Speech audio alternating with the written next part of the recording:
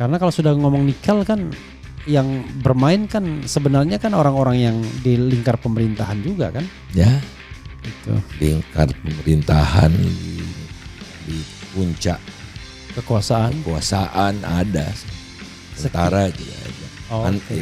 oknum ya. Iya. Tentara tidak melakukan hal-hal seperti itu kan. Jadi nama-namanya ada. Ada. Misalnya kalau saya tanya tanpa harus menyebutkan nama. Di kabinet ada di kabinet. Ada. Tidak ada yang persahabatan tulus. Kalau Untuk hal-hal yang buruk. melanggar hukum kan. Ya. Insya Allah akan terungkap semua dan suatu Keuntungan nikel itu 90% dinikmati oleh China. Indonesia cuma 10%. Itu gimana salah jalan ceritanya? saya ternyata. Oh salah. Indonesia memperoleh nilai Ya. yang minus. Oh minus. lebih tolol lagi berarti. Oh iya, super. Lalu untungnya bagi kita apa itu? Ya itu tadi minus. Enggak, maksudnya untungnya kalau orang melakukan itu ya keuntungan pribadi berarti.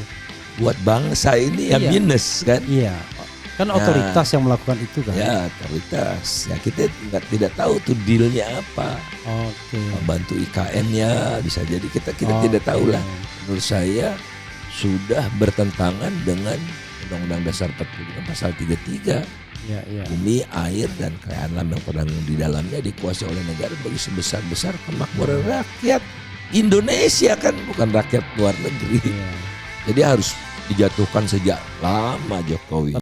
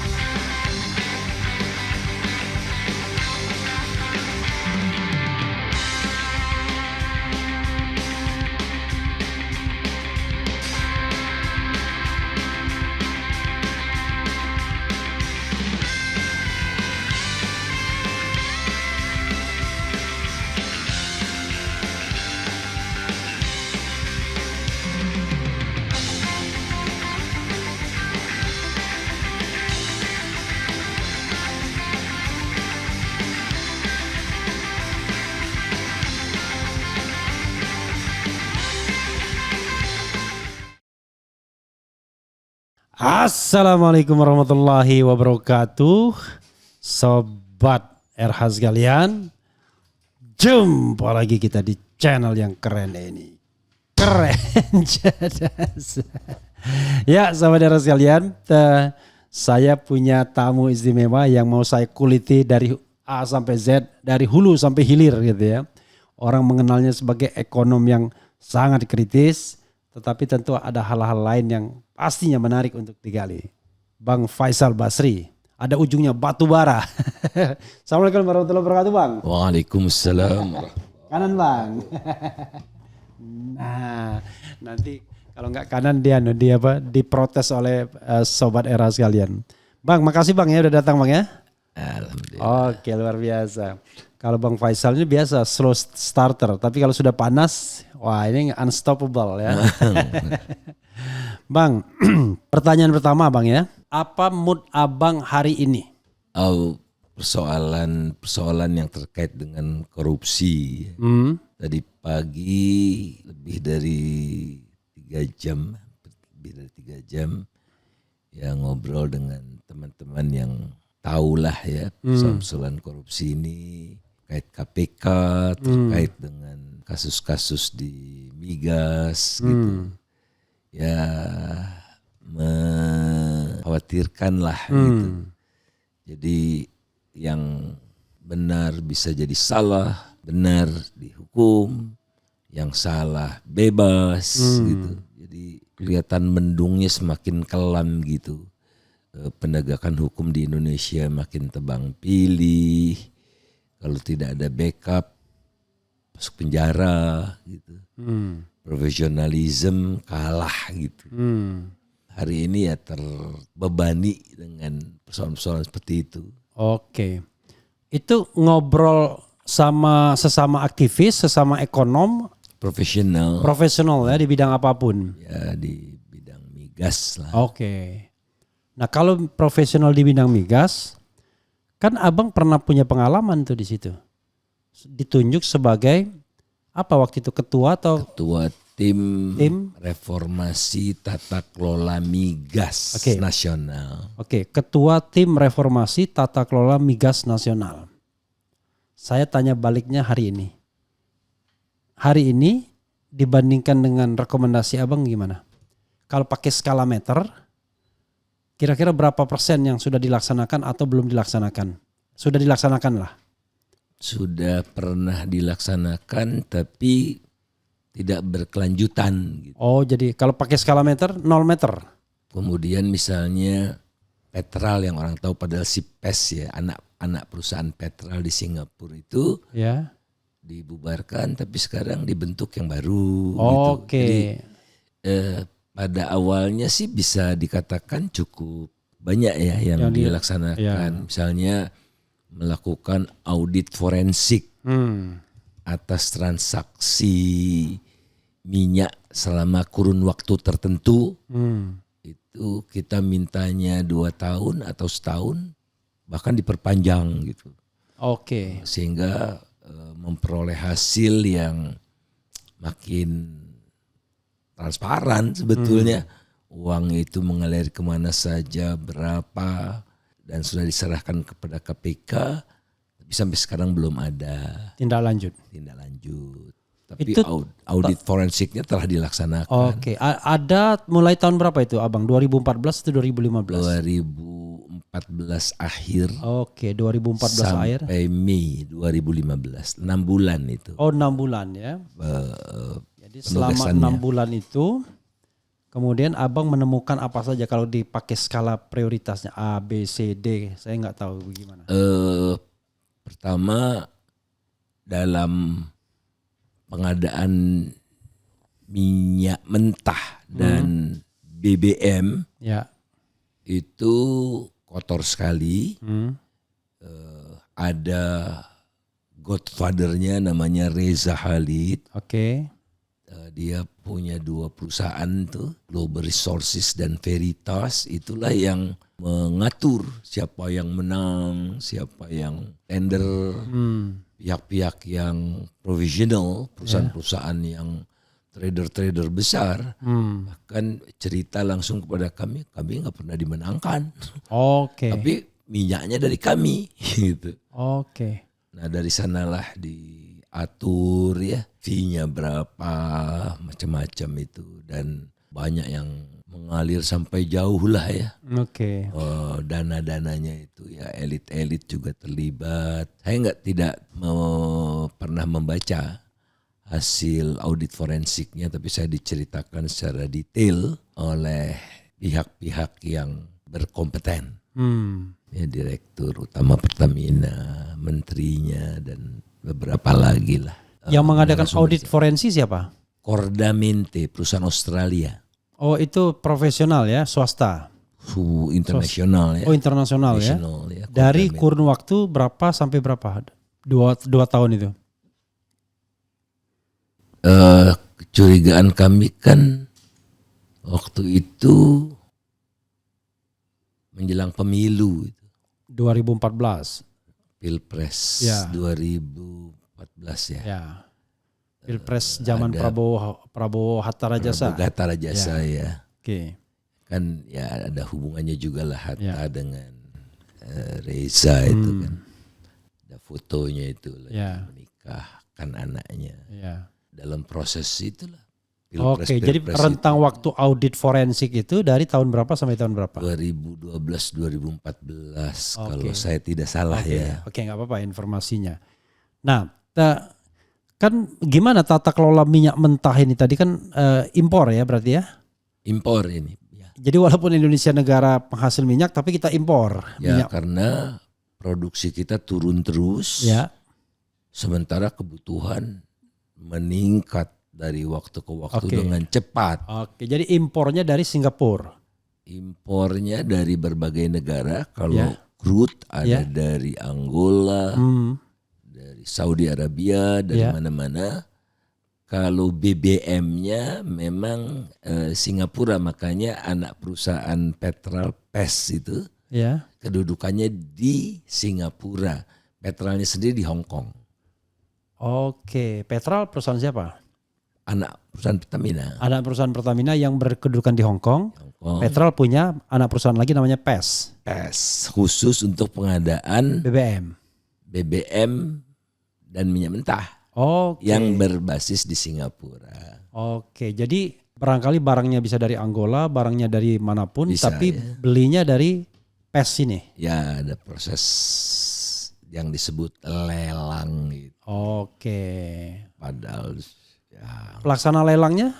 PES itu Oh, PES. PES Oh, jadi PES ini yang ngatur atur siapa yang menang, siapa yang kalah. Padahal katanya minyak. yang mengorganize. Ya. Tapi konduktornya ya Reza Khalid itu. Oke. Reza sama PES apa hubungannya? Nggak ada. Oh. Tidak Tapi ada. dia bisa mengendalikan PES. Ya mitra lah gitu ya. Nah, Reza waktu itu perusahaannya apa? Veritas Oh, dan dia punya- Global Resources. Itu perusahaan minyak. Perusahaan perdagangannya. Oh, Oil trading. trading. Oil trading. Oil trading. Wah, ini kita harus belajar tata niaga migas berarti ya. Ya, tapi secara umum begitu ya, temuan yang paling menonjol waktu itu ya. Banyak sih ya. Banyak ya. Ada kontrak. Karena minyak BBM Ya. yang kita butuhkan waktu itu kan premium ya. Ya. Nggak ada itu di pasar internasional itu. Oke. Barang busuk lah bisa dikatakan. Ronnya rendah ya. Ron Iya. 88. Ya.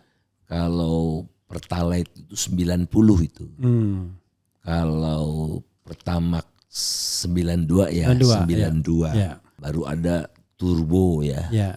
Itu udah 96 barangkali. Nah jadi harus di blending. Harus dioplos. Dioplos, di blending. Ya. Nah ada prosesnya juga di Singapura atau di perbatasan dengan Malaysia. Oh, jadi minyak bagus terpaksa dioplos dengan yang jelek. Biar Dengan untuk satu zat apa namanya nafta ya. agak untuk mendapatkan Supaya premium turun. ya bukan hanya di minyak Iya. sebetulnya. Di gula juga seperti itu.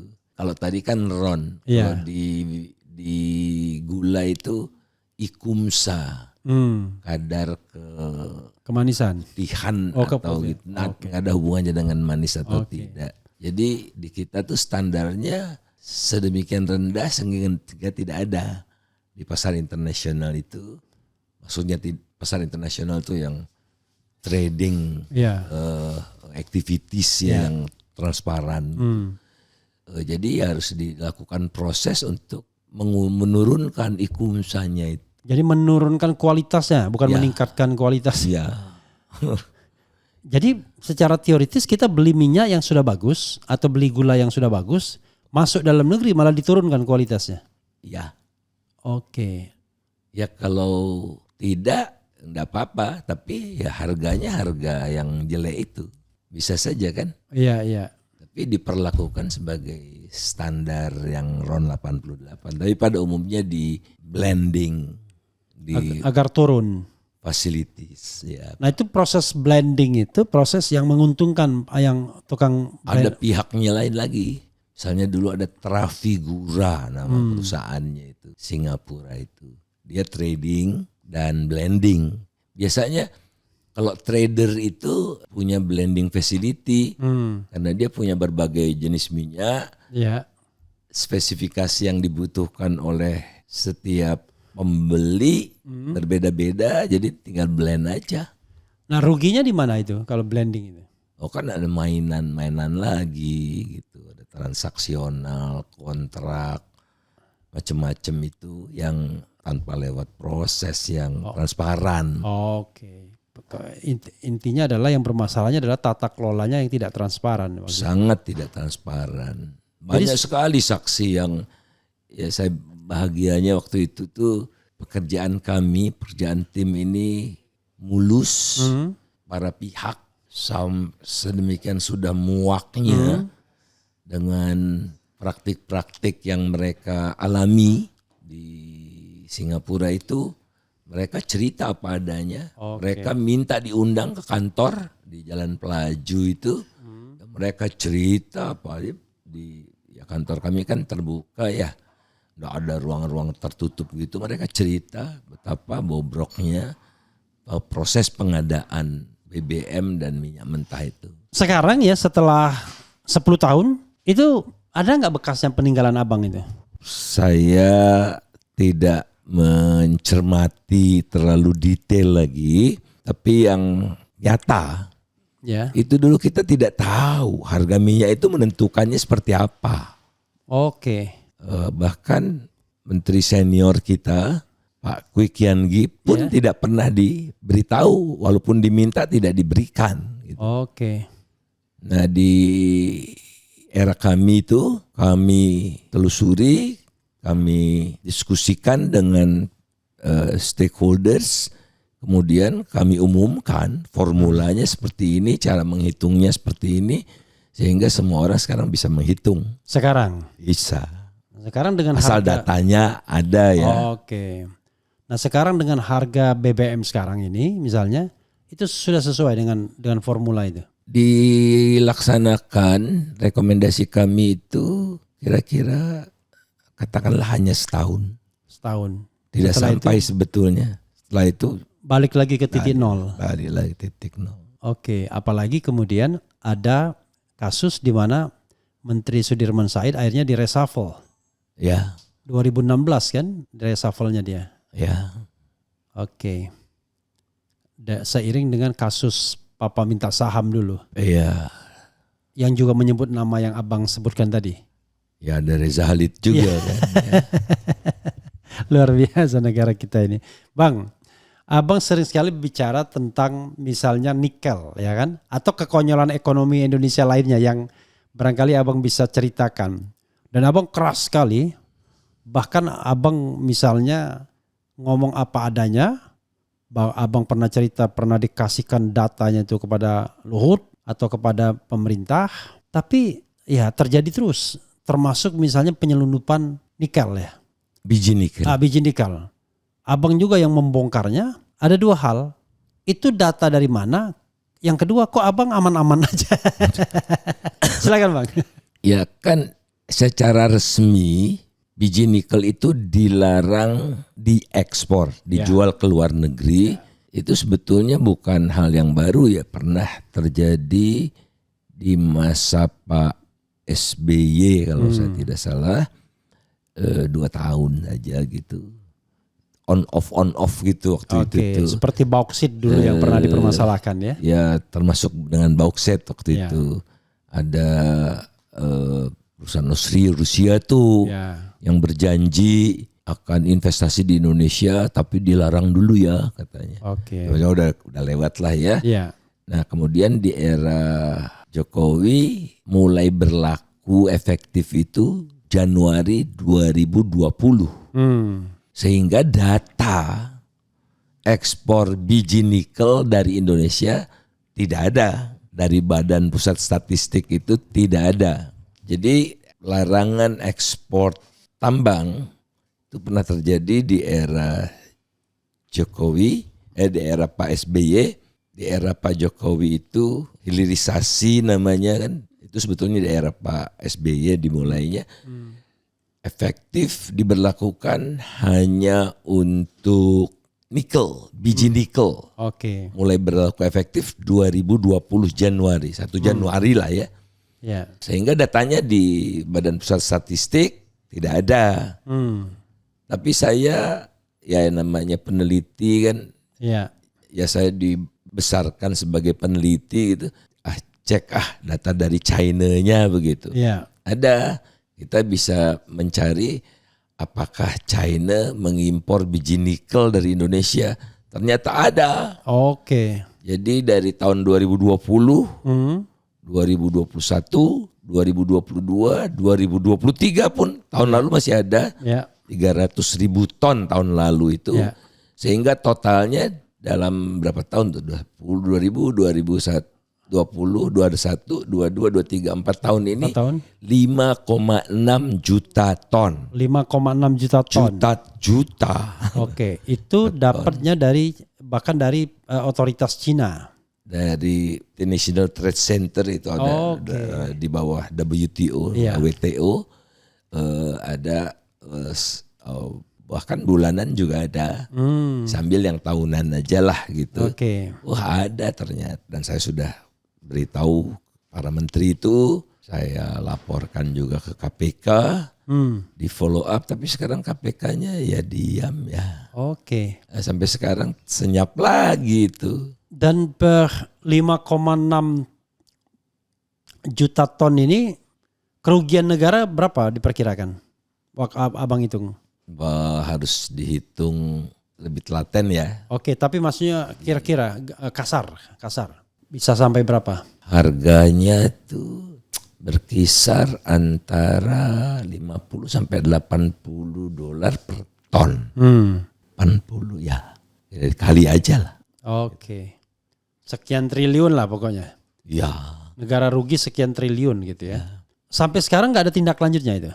Soal penyelundupan. Nggak pernah kita dengar lagi. Kan ini kan ibaratnya kan bisa dikenakan pasal-pasal penyelundupan, tindak pidana korupsi dan lain sebagainya kan. Membantu Pak Luhut, eselon satunya mengatakan, oh itu dari Kalimantan Utara, bukan biji nikel, tapi biji besi. Dan itu penyelundupan bukan dari itu. Nah ternyata dari teman-teman yang membantu KPK juga dibantu oleh expert dari luar gitu. Ya.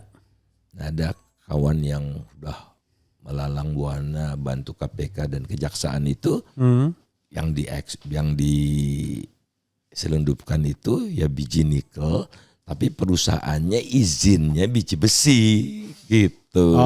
Oke, jadi kong kali kongnya di sana. Ya, tapi di China dicek sama bea cukai China, oh ini biji nikel, ya udah. Oh, biji kenapa nikel tetap bisa masuk? Kong kali kong juga di Cina-nya berarti? Atau ganti dokumen? itu harusnya di KPK lah yang menindaklanjuti kan. Iya. Hitung-hitungannya juga saya berikan ke KPK. Waktu itu baru sampai 2022. Oke. 2023 baru terbit bulan Juni ini. Padahal tahun lalu masih ada penyelundupan itu ya? Masih 300.000 ton. 2024 ingat ada juga atau udah berhenti? Belum ada datanya saya. Oke, datanya belum rilis ya. Datanya. Okay. Ada sih sebetulnya data bulanan tapi saya tidak tengok lah. Okay. Karena biasanya kecil-kecil tiap bulan itu. Oke.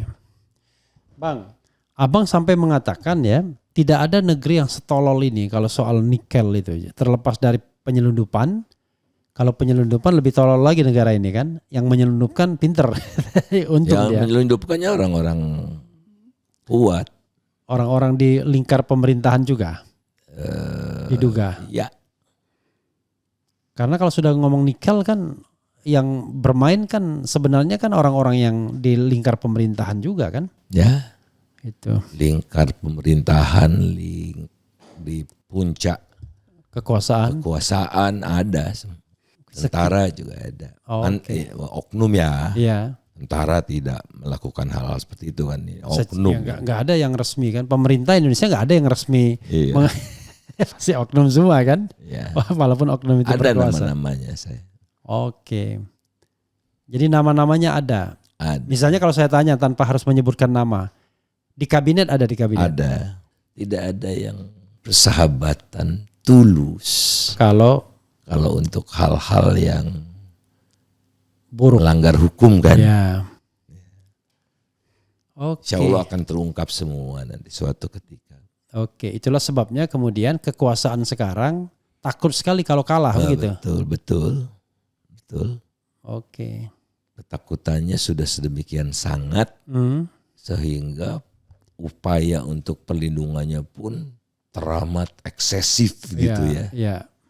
Karena ya ancamannya itu Salah satunya mau bikin terbuka sekali kan. DPA, Dewan Pertimbangan Agung, biar masuk bunker di situ. Wah,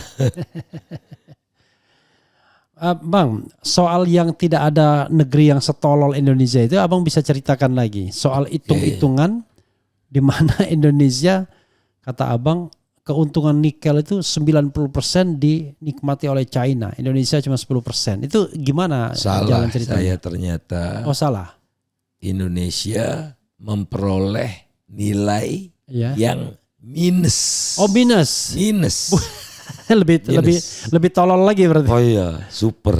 Ah. Nah, jadi ikan dari biji nikel Ya. digali oleh petambangan, kemudian dimasukkanlah di smelter. Ya, smelter. Yang hampir semua berasal dari China itu perusahaannya. Jadi misalnya salah satu yang paling banyak itu ferronikel. Oke. Nah 95% lebih ferronikel yang dihasilkan dari smelter itu diolah kembali dalam bentuk itu stainless steel. Stainless steel, ya. Ada di kita semua di. Baterai enggak? Tidak ada. Enggak ada. Dalam bentuk ferronikel itu kira-kira pemurniannya kalau biji nikel itu 1,7, kira-kira 1,7-1,8%. Kalau ferronikel kira-kira 20-25% gitu. Masih raw lah. Masih gitu. rendah ya. Nah itu dibawa ke China untuk diolah lebih lanjut, menghasilkan gunting, menghasilkan produk-produk stainless steel lah. Gitu. Termasuk untuk kebutuhan industri dan ya lain-lain lah. Gitu. Baru misalnya jadi sendok, jadi garpu, jadi gunting, baru datang ke Indonesia itu. Diimpor. Tidak ada pabrik sendok, tidak ada pabrik gunting, tidak ada pabrik garpu, tidak ada pabrik pisau yang dihasilkan di Indonesia ini oleh proses smelter itu tidak ada. Ada sedikit, makanya saya katakan tidak 100% kan, lebih dari 95%. Ada pabrik panci mengambil juga sebagian bahan bakunya dari Tingsan, itu salah satu yang terbesar. Nah, jadi misalnya biji nikel ini nilainya 10, ferronikelnya 40 misalnya. Maka smelter itu menghasilkan nilai tambah 30 kan, 40 kurang 10. Nah 30 ini siapa yang nikmati? Pemilik modal. 100% pemilik modalnya China. Keuntungan dia. Keuntungan entrepreneurnya. 100% dari China. Ada dari Indonesia aneka tambang dengan Vale ya, tapi sangat kecil sekali. Ini kan fenomena yang terbaru ini. Jadi pengusahanya 100% dari China, ya keuntungannya 100% dari ke China. Hak mereka. Teknologinya dari China. Kan bayar paten teknologi itu kan. Patent fee-nya 100% lari ke China. Modalnya dari bank-bank China. Bayar bunganya ke China juga. Nah tinggal dua, tanah dan pekerja. Nah ini smelter ini padat modal dan padat teknologi, jadi sedikit pekerjanya. Di antara sedikit itu ada puluhan ribu dari China. Yang upahnya itu 17 sampai 54 juta kira-kira ya. Nah kita UMP aja rata-rata ya dekat UMP gitu kira-kira 7 juta. Jadi majority juga lari ke China. Sementara landnya kan bayar PBB kan murah, seketip barangkali per meter square itu. Jadi 90% lebih saya katakan lari ke China. Nah tapi saya lupa. Mereka dapat subsidi. Subsidi ekspor. Bukan. Subsidi apa? Jadi subsidi. Mereka kan itu proses pembakaran. Ya. Nah jadi pembangkit listrik biasanya punya sendiri, Ya. membangun pembangkit listrik sendiri tenaga batu bara. Nah batu baranya sebagai contoh tahun 2022 kemarin harga batu bara rata-rata itu $345. Tapi mereka atas kemurahan pemerintah hanya membeli $80. Jadi subsidinya per ton berapa? 275.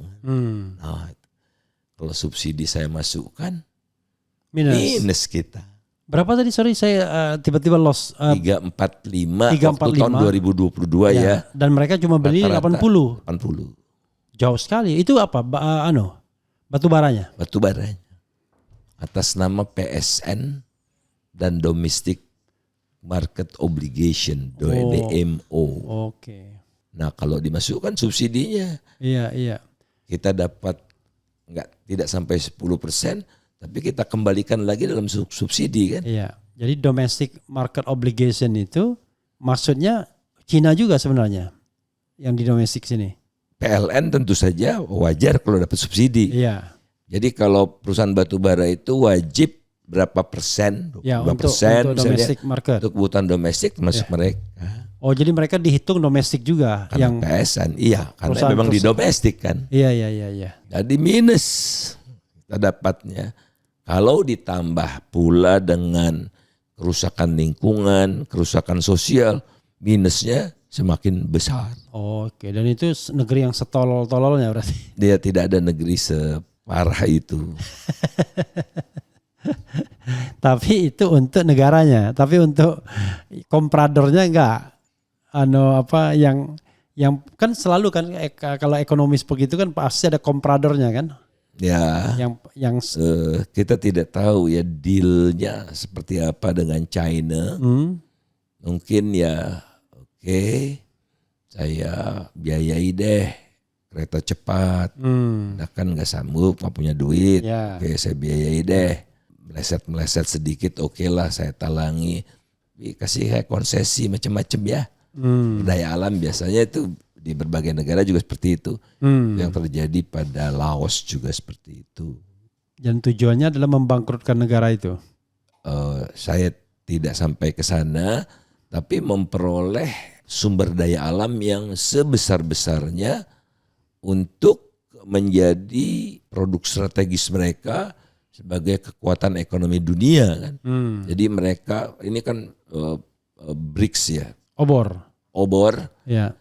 One Belt, One Road itu ya. Untuk kemudian penguasaan pelabuhan segala macam kan untuk memperlancar logistik mereka sehingga mereka kompetitif produk-produk ekspor mereka dan semakin mudah mereka mengimpor berbagai macam kebutuhan untuk industrialisasi mereka dan akhirnya mereka lah sekarang China yang memiliki penguasaan terbesar, dominan sekali untuk rare earth itu.